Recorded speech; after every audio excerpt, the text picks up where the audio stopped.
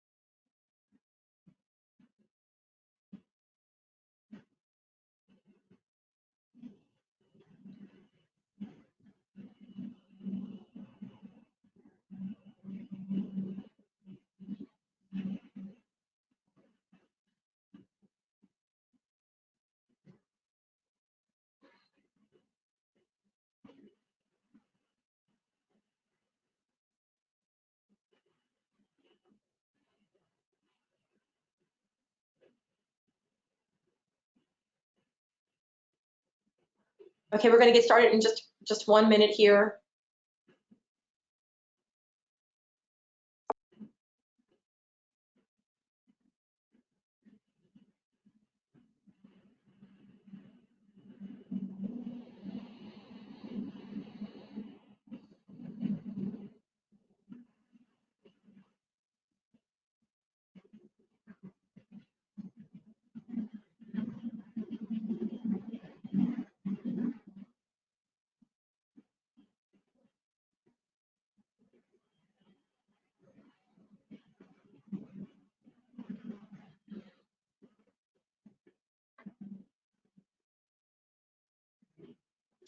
Okay, good morning once again. I think we're ready to get started.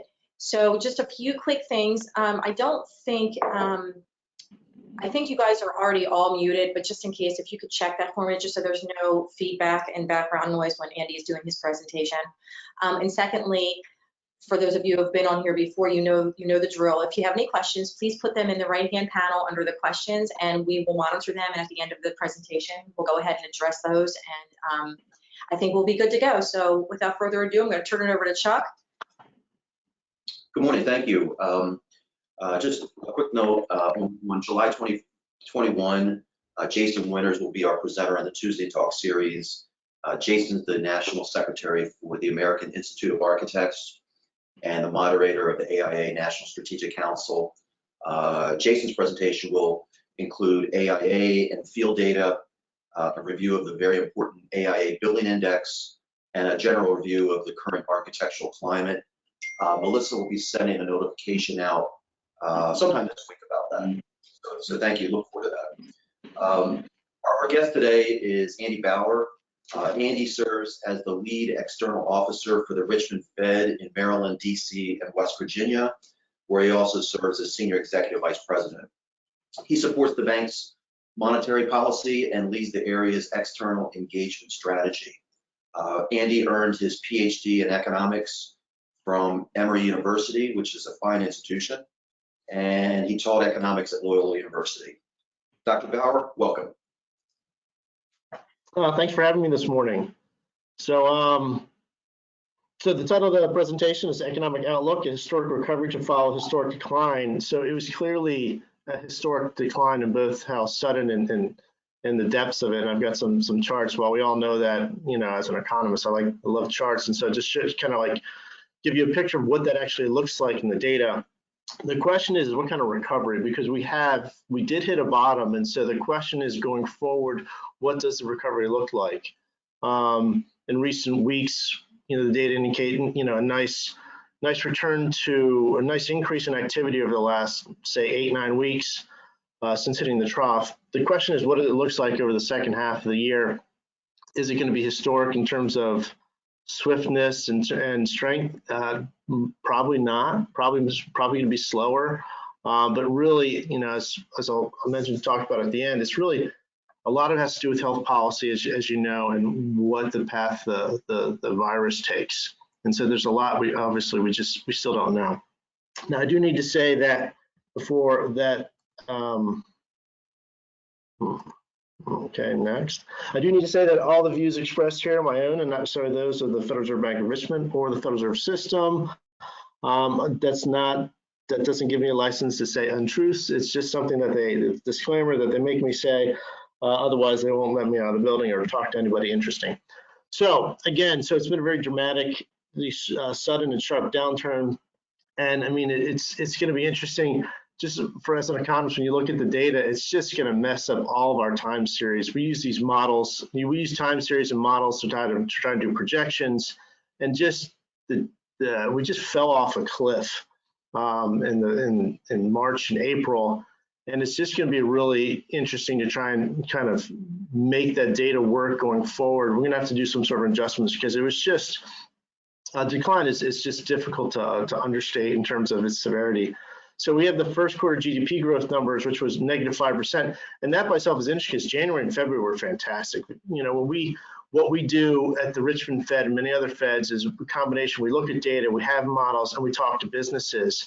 And going into the March FOMC meeting, early March, the data was fantastic for January and February. The models looked good, but all of our contacts were telling us things were changing in a very rapid way.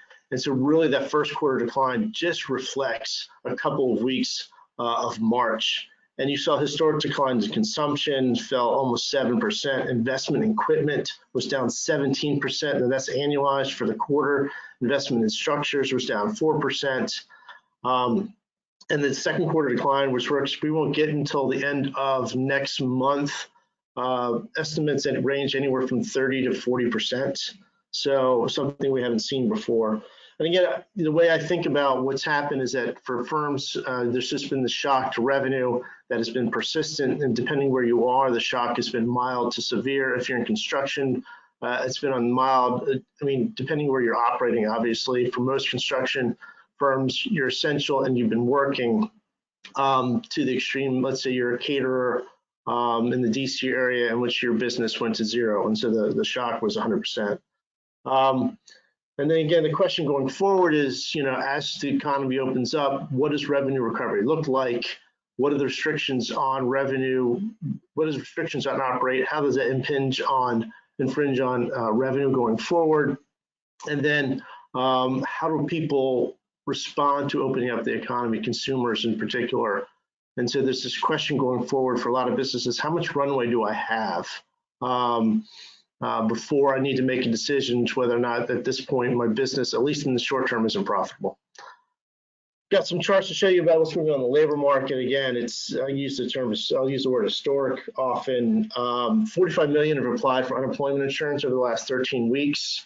And that's just the regular unemployment insurance. There's also some pandemic special insurance, which adds perhaps close to another 2 million. And we've seen, dramatic increase in the unemployment rate, although they could have been much larger than what's been in the official numbers. And as I mentioned, the economy bottomed in April, and we're seeing a steady increase since, and so that's good. And so for us, we spent March and April talking to businesses, kind of monitoring the decline. Things hit a pause, hit the floor, and so now we were reaching out to businesses to get their input and their perspective on what opening up looks like and what they think is going to happen in the second half of the year. Overall, though, we think it's going to be likely a slow recovery. Now, just to give you some indications of what the impact of the downturn was on the labor market. Here you've got 4 different sources of information regarding 4 different metrics regarding the health of the labor market. The first thing is unemployment insurance. These are weekly numbers, since that's the first thing that we saw happen. In mid-March, you saw a dramatic increase in the number of people applying for unemployment insurance, and as I mentioned, that's 45 million since the week ending March 21. The previous weekly high was 692,000. We spent 13 weeks above more than twice that, just to give you an idea of what's going on in the labor market during this period. And then on the top right, you've got the number of payroll employments. That's the number that's survey of businesses, how many people are working.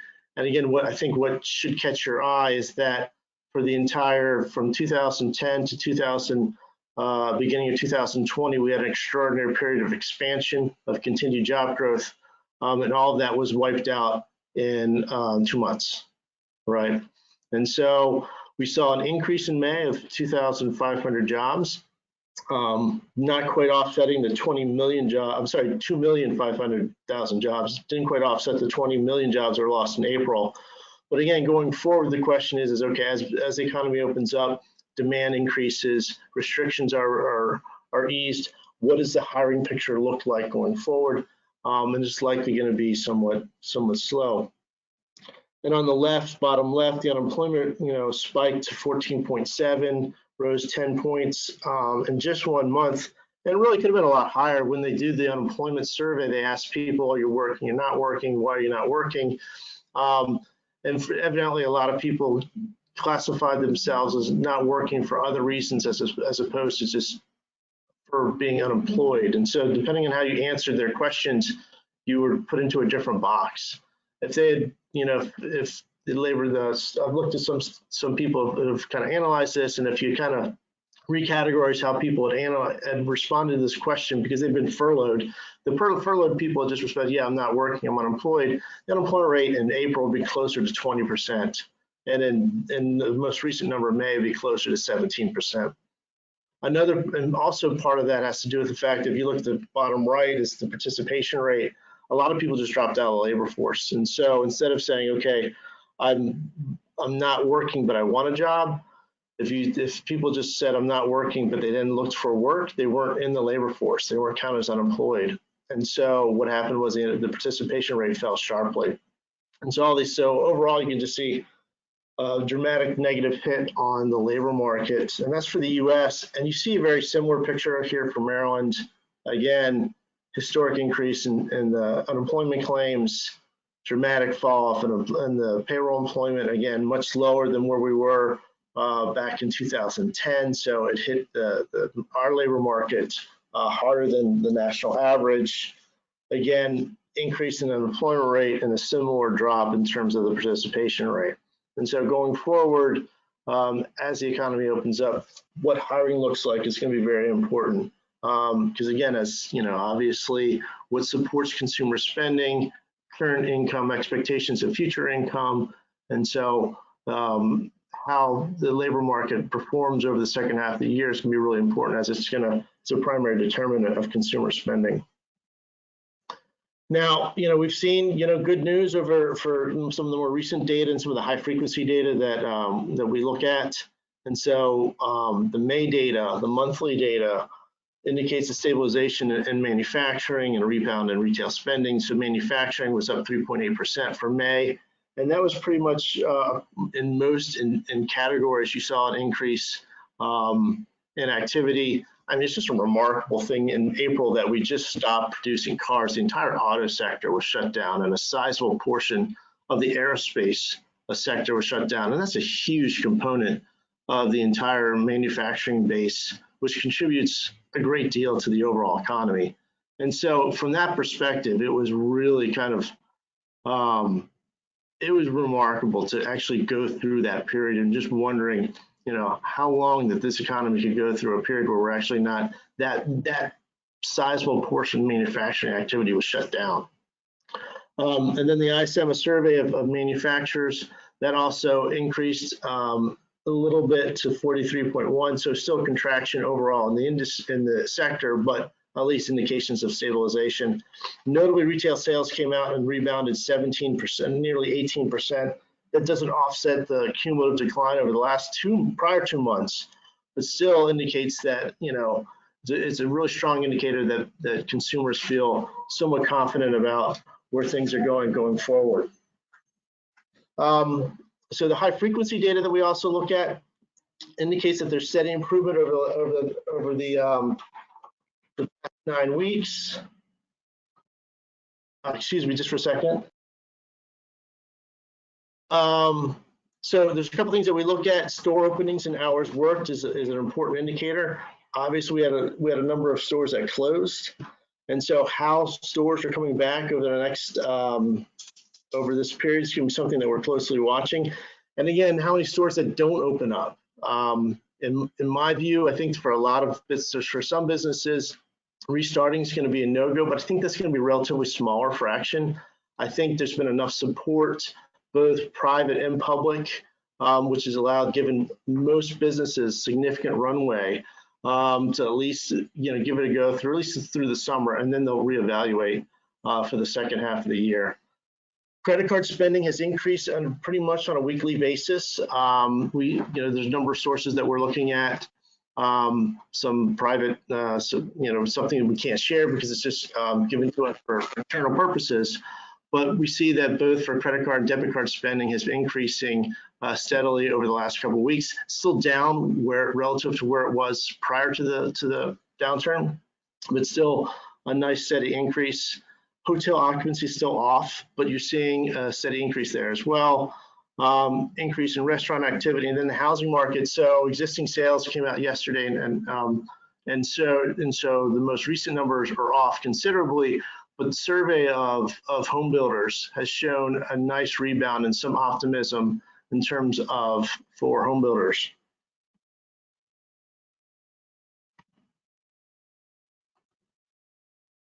Okay, there we go.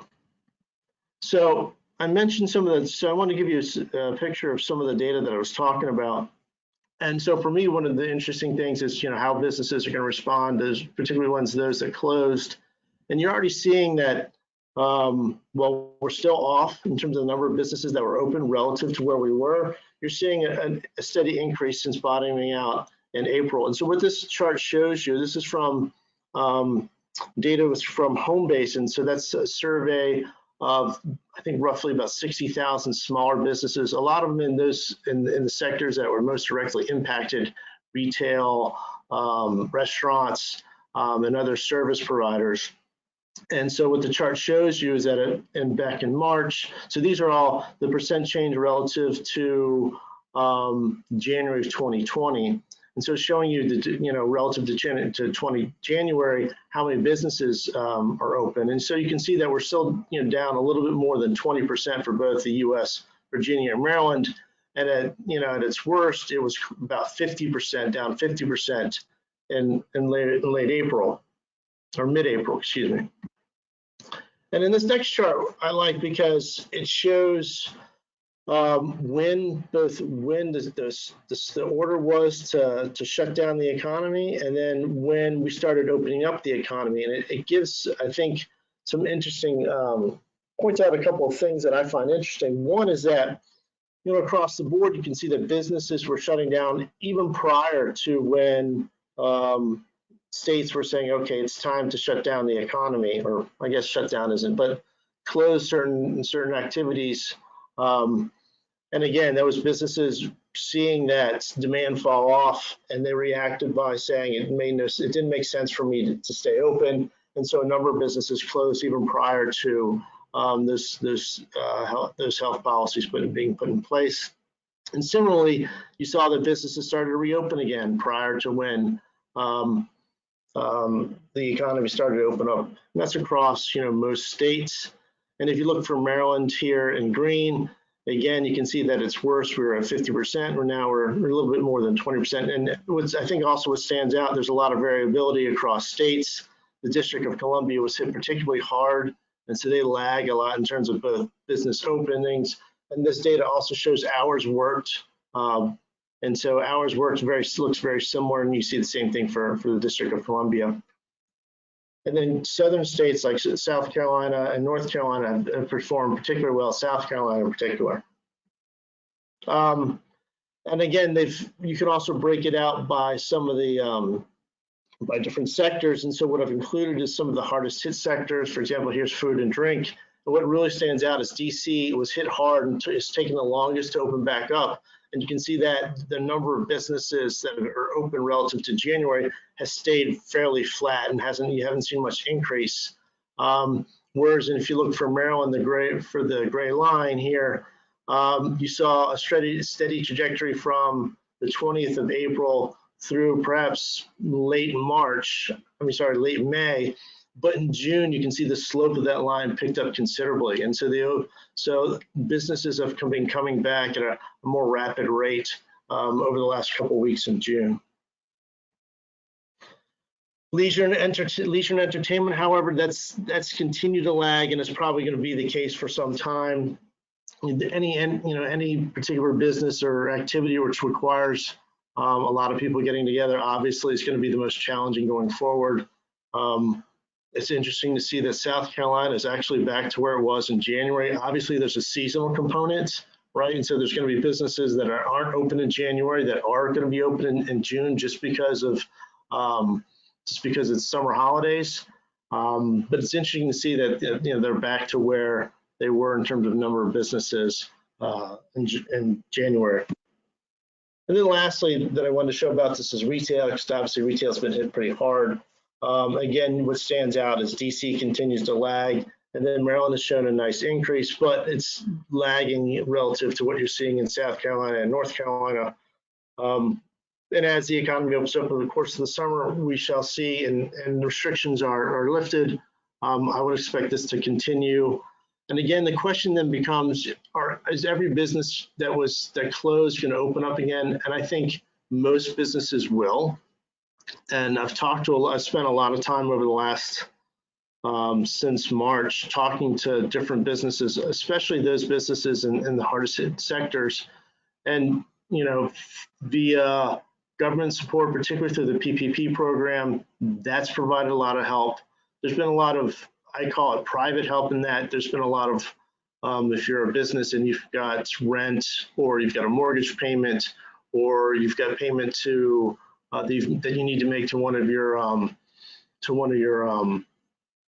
the people that if you've got a payment that you need to make with one of the other businesses, there's been businesses that are making a lot of accommodations so that whether it's rent deferral, mortgage payment deferral, or extending lines of credit, that's provided a lot of runway, along with the government support through the PPP program. That's provided a lot of runway for a number of businesses. And so I expect businesses to make a go of it in the short term, at least, until it's more clear what the revenue picture looks like later this fall.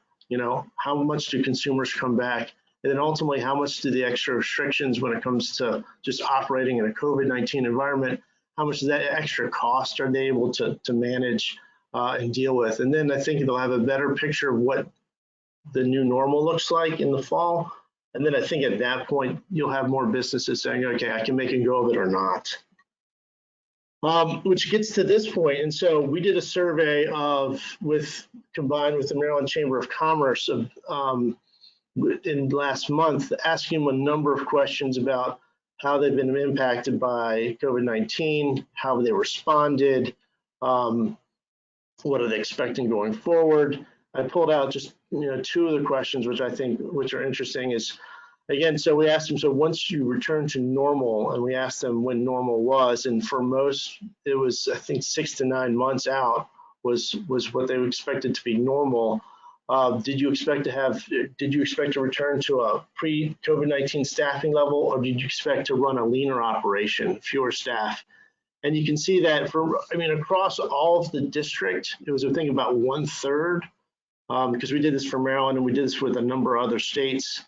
About 1/3 of all the respondents said they're expecting to run a leaner operation. And you can see by different sectors, that it varied considerably. Construction, utilities. There weren't that many in agriculture and natural resource extraction responding to the survey.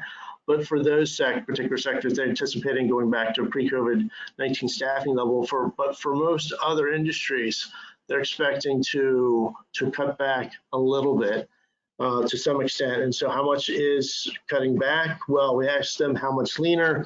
For most, it was between 1 to 10 or 11 to 20%. But for some, they're anticipating cutting back staff by a considerable bit going forward. So again, going back to this first charts that I showed you with the labor market, so as we head into the second half of the year, the economy continues to improve. We still have to deal with operating in this COVID-19 environment. How are firms going to respond with the labor market? It could be the case that it could be slow going in terms of hiring, as well as getting people off unemployed and back into gainful employment. So it could take a while to get that unemployment rate down from where it is. If it's the case that businesses are going to be leaner going forward. And again, I mentioned before, what does normal, like how long do you expect to go into to return into normal? And for most, the answer was 6 months to 1 year. There were, in some cases, shorter time periods, wholesale trade, 3 to 5 months, some even smaller, 1 to 2 months. But for the most part, most firms expected it to be 6 months to 1 year. Now, just real quickly, just to kind of round out some things, I think you all know that there's been several rounds of fiscal policy in order to deal with the crisis. I think the one that has really gotten a lot of attention was the CARES Act, which had a lot of different components to it. They expanded and extended unemployment benefits. One issue that we've heard a lot about is that there's an extra $600 payment for unemployment insurance, which is something that both was helpful in that it really cushioned the blow for some families in terms of the lost income, but it also, we've heard from a lot of businesses, it created a disincentive to hire workers back. It's a challenge at the moment. And for some occupations to get people back to work. The PPP program was both additional money was put into it, and the timeline in terms of how that program operates was extended. And for many firms, I've heard that if it hadn't been for that program, they would have gone out of business. And then it also set aside some money for us to stand up some facilities that provide lending to both businesses through the Main Street lending program, as well as to states and municipalities through the municipal credit facility. And then just to touch on the monetary policy response, back the March FOMC meeting, which was, this is when the outlook was changing extremely rapidly. At that meeting, the FOMC reduced the federal funds rate to 0 to 25 basis points, lowered the discount rate, and announced purchases of Treasury securities and agency mortgage-backed securities. We've also created a number of lending facilities after that, for the time period and through March and through April, a number of the facilities that we stood up during the financial crisis. And again, the purpose of these facilities was to provide liquidity to financial markets. We were seeing some interesting and severe dislocations in markets where generally you shouldn't have a lot of volatility. You were seeing volatility in commercial paper markets, in the Treasury market, big gaps between the bid-ask spreads. And so we've stood up these facilities in order to help the markets function more smoothly. More recently, there's been a lot of attention put on the municipal lending facility and the Main Street Business Lending Program, which just went live recently, which is providing 5-year loans to eligible institutions with low interest payments, deferred payment, low interest loans, deferred payments for those businesses that qualify. And then in addition, we provide regulatory guidance to financial institutions to work with borrowers and relax requirements. I've been talking with bankers consistently over the last 6 weeks, and they've said that it's really been helpful and allow them to be more flexible with their customers. Because again, one of the beneficial things coming into this is that unlike the financial crisis, banks came into this with very strong balance sheets, and they've been able to help businesses in a variety of ways. One is that they're able to work with their customers and say, okay, what is, you've had a revenue fall off. How is this going to impact your ability to pay mortgages or other obligations? And they're able to make those, they're able to work with their customers to something that makes sense to push payments back. And these relaxation of guidelines has been helpful in that regard. And then also the banks who were instrumental in the PPP program, as they're the ones that are working with their clients to get those loans put out. And the same thing with the Main Street Lending Program. So, if you're a business and you're interested in applying for a loan through that program, you go through your bank, and then the bank holds on to 5% of that loan. But as I said, it's likely going to be slow recovery. Again, so, a lot of this is going to be driven by health policy and extent of the virus. And so already you're hearing a lot of talk about spikes in certain states, and there may or may not be a health policy response in those particular states.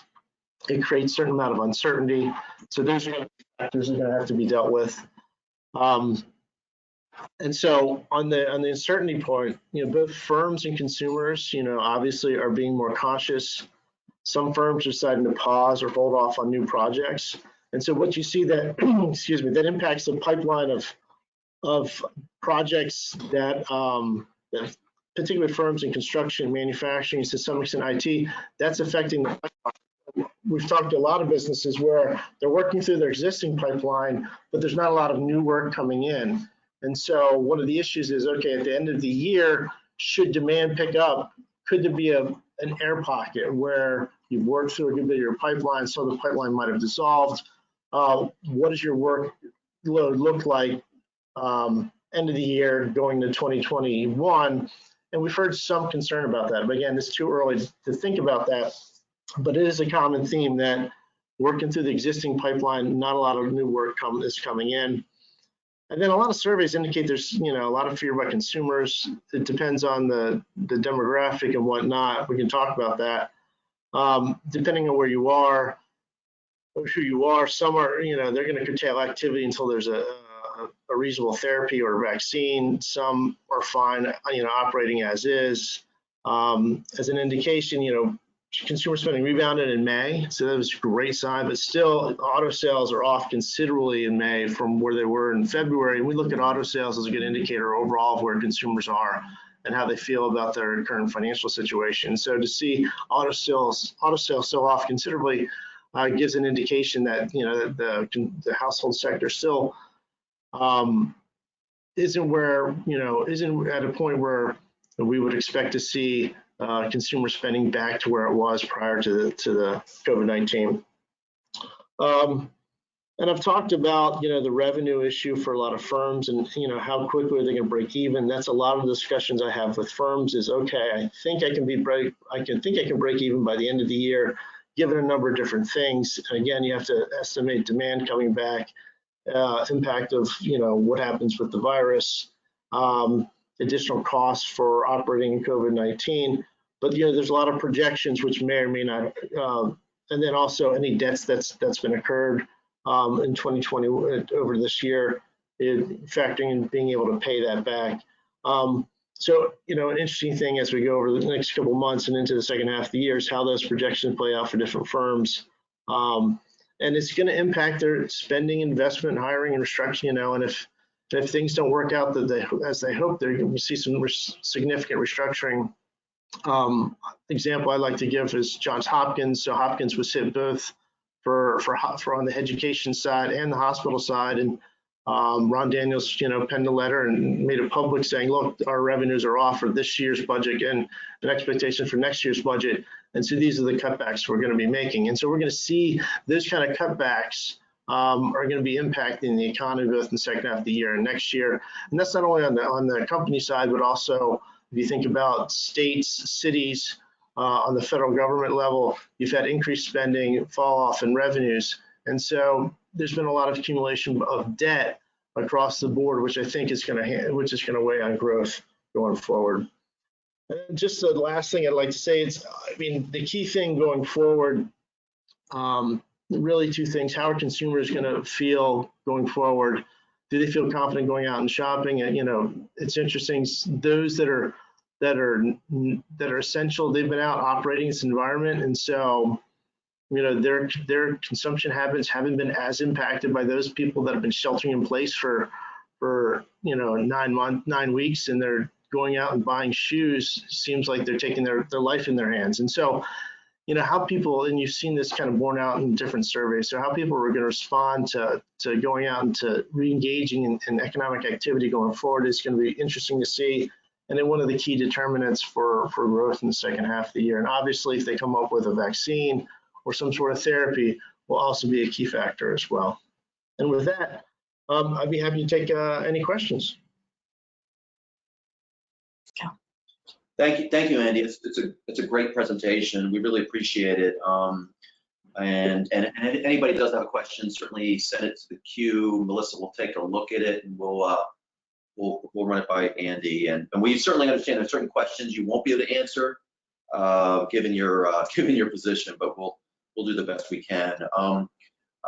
One question is, the FOMC has received nearly universal accolades during this pandemic as lender of last resort.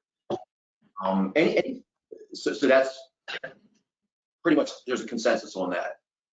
Any 30,000-foot observations on fiscal policy over the last few months? Just your personal view. How has fiscal policy been managed to address COVID? The fiscal policy response was remarkable, really. I think we teach in textbooks that one of the issues with fiscal policy is that it's often a little too slow to respond.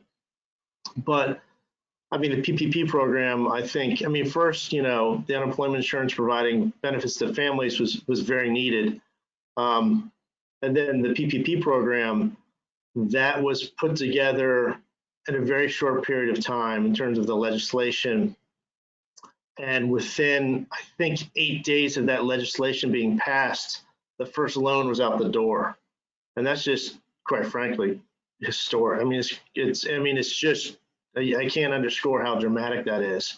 And for many businesses, I talked to a number of businesses yesterday, and I heard if it weren't for that program, they would have gone bankrupt.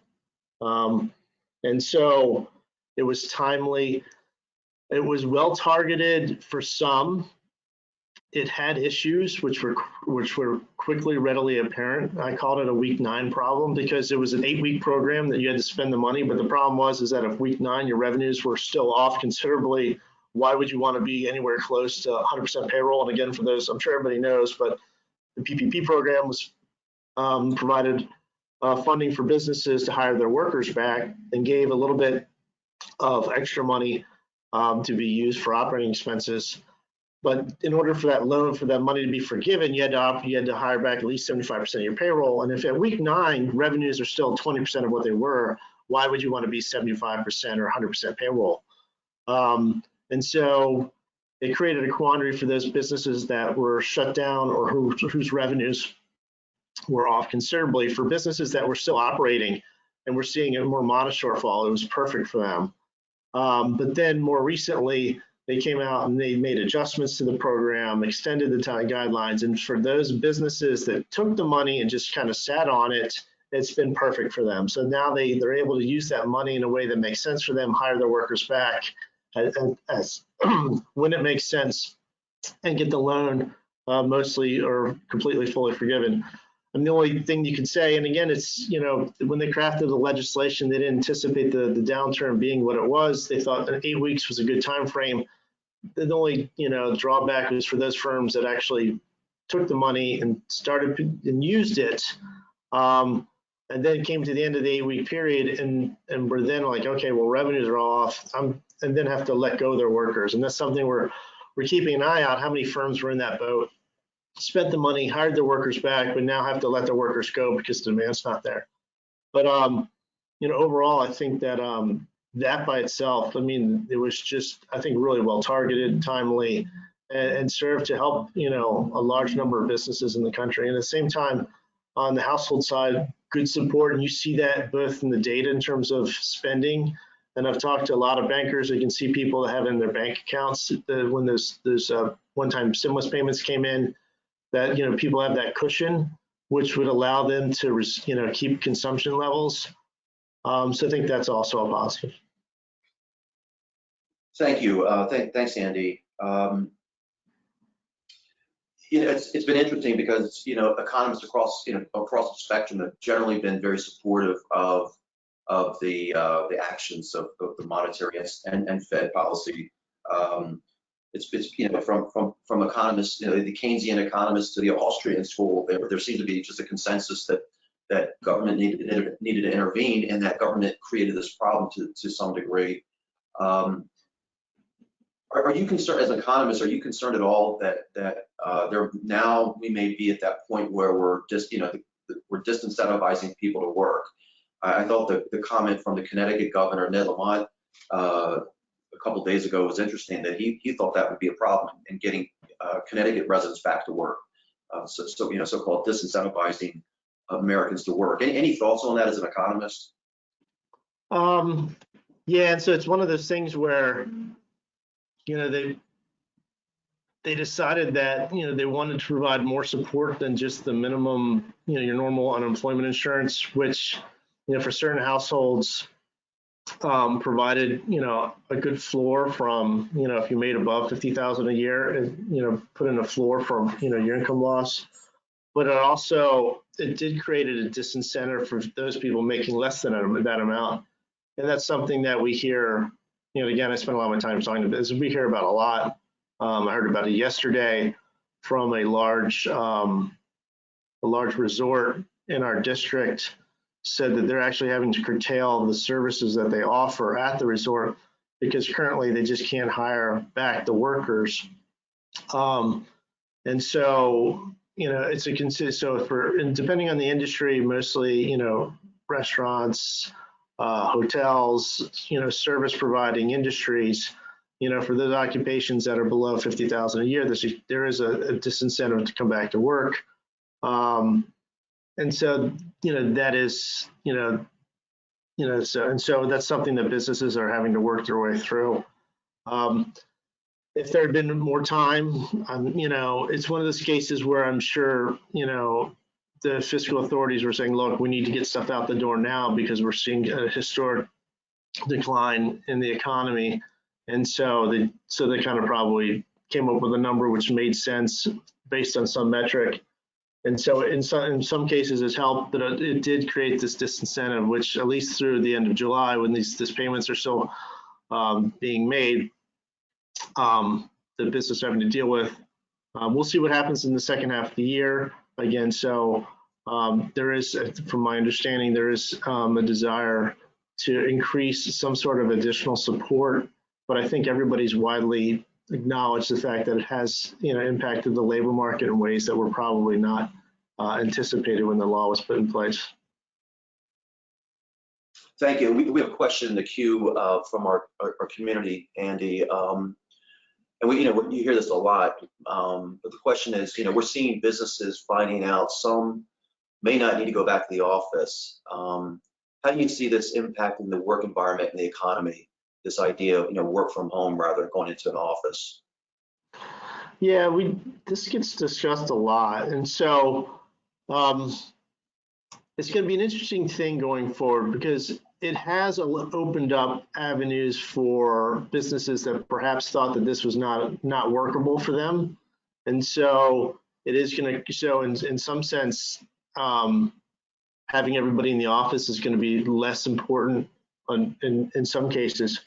But over time, it's going to be interesting to see how it impacts productivity, because it is more challenging to work at home and stay, perhaps not for everybody, something, for me, I'm at my desk 100, every hour, every minute, every day, as productive as I'm in the office. For somehow, I can imagine that having that additional freedom could impact their productivity just from, just because there's less people to work with, or for whatever reason you can imagine. So we'll see how productivity holds up we'll see how productivity is impacted over this time period and going forward if there is more people working remotely. I mean, it's going to be the case for some time, just because if you think in our area, taking mass transit into like Washington, D.C., for example, is not something people are going to be advocating. We're going to have this work from home for some time. And so we'll have a good idea of what the impact is on productivity. I've talked to a lot of businesses that say, look, having people in the office is necessary, and that, there's a lot of collaboration. If everybody's just at home, you're going to be missing a little bit of that connectivity that's required. And so I think net, sure, I think there's definitely going to be more people working from home, but I don't think that's going to eliminate the office environment entirely. In economics, there's this whole school, this whole school of, well, this what we call the theory of the firm. And so why do we have firms? Because you could have just a bunch of individual autonomous businesses that contract with each other in order to get large projects done. But but that doesn't happen. We do have firms because there's advantages for having people being connected in order to make, in order to produce things. And I think the same thing is true when it comes to offices. It makes sense for having everybody in the same location provides an additional measure for, or additional gain that helps get things done. And so I think net, sure, there's going to be more telecommuting. Perhaps, I'm sure firms are going to do it different ways, maybe once a week, twice a week, or once every other week, or some people completely remotely. But I don't think, in some cases, people have said that it's going to be the death of office. I just don't seeing that be the case, especially, once you go forward, and we have a therapy, and once we have a vaccine, and then it just becomes a pure choice. Do you work from home or do you go to the office? I think it's going to go back to, I think it's not going to be as big of a change as we're seeing now. That's a very interesting answer. Thank you for that, Andy. I think that's all we have from our community, all the questions we have. We really want to thank you, Andy. It's been a great presentation, very helpful to our community. Also, we really want to know that we're here to support you. MCA is here to support you. Our business leaders are here to support you, and that you're always looking out for new data, new sources of data. We certainly want to partner with you if that helps you do a job better. Well, that'd be great. Yeah, I'll have to think about that. It'd be nice to get your members' input on what they're seeing and how the opening of the economy is impacting their businesses. And so we'll have to talk about that. Thanks so much, Andy. Sure Thank thing. you, everyone. Have a great day. Yeah, you too. Bye-bye. Bye.